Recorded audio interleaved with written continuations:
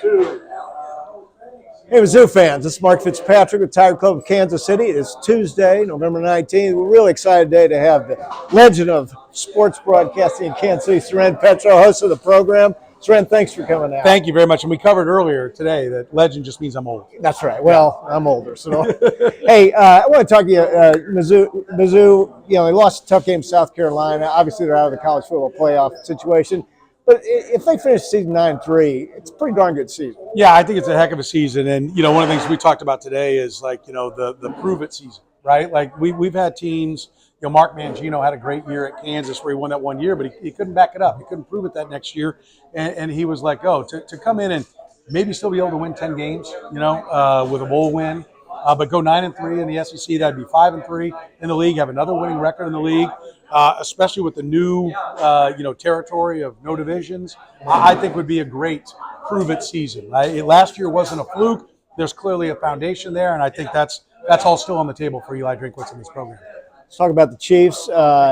Sky's not falling after you lose one out of the last 16 games. Just one, yeah. Yeah, but your discussion with Adam Teicher yesterday was interesting. Talk about not getting the pass rush. And the Chiefs' passing game is not what's been in the past. They almost are a running team now. Yeah, they are. And listen, let's take the offense first. It's more efficient to pass the ball. Everyone would rather throw the ball. You get bigger chunks out of it, but sometimes you got to run the ball to set it up. I like in the running game kind of the body blows in boxing. You want to beat them up, then you want to knock them out with the passing game. But if you can't consistently protect the quarterback, you can't throw it on every down. And so they have to run the ball. They have to get 7-8 men in the box so that they open up some of those lanes.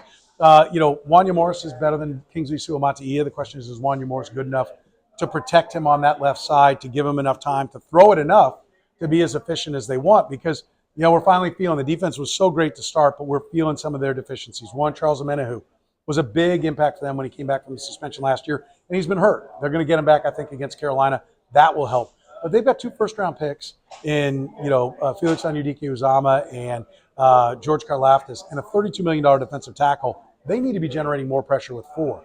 When you have to blitz, that's less guys to cover. Right. And now with Jalen Watson down, they've got some issues in the coverage standpoint. So I think the warts have been exposed. The hope is that Charles Omenihu, Isaiah Pacheco makes that running game even better and gets some of those chunk plays in the running game that Kareem Hunt just doesn't have the spring left in his step to do it.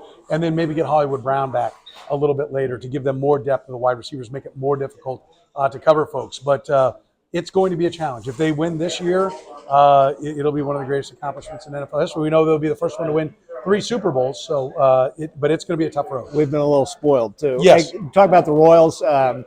Rumor of a trade, Brady Singer for Jonathan India, give a little more depth in the lineup. What else could you see in the offseason? I think India is probably one of a number of targets that are out there. I've heard as many as 3-4 different targets that are there as far as the trade goes. I'll be surprised if they don't trade a starting pitcher.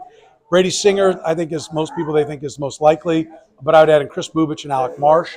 You're going to get a lesser player back, right? Singer's more proven, so you probably think of guys being a little bit further down that they're going to get there. But I expect them to trade a starting pitcher for a bat, and I expect them to sign a free agent bat as well. So I think you'll get a couple additions to this lineup. Last question I want to ask you. We talk about the status of the stadium. We're not hearing a whole lot right now, but right. What do you see?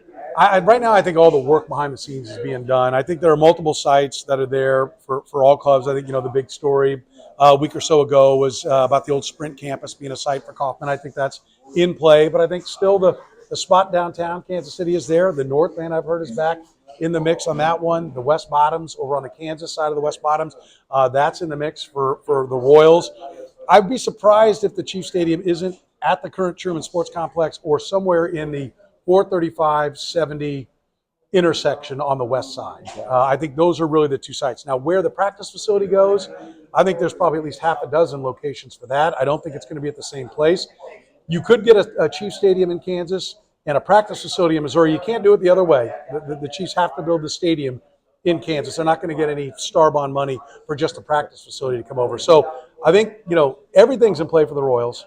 And I think a couple of places are in place for the Chiefs on the stadium side. A lot still in play for where the practice facility would go, and a deadline of July when the Star Bonds runs out.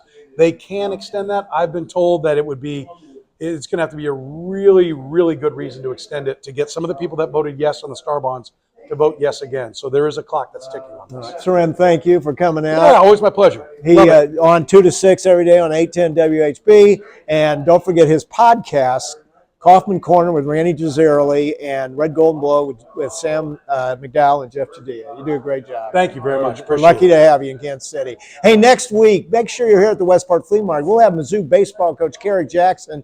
He's in his second season, and he is getting that program turned around. I think he has some great recruits coming in. You won't want to miss it. For more information on events and membership, go to kctigerclub.com.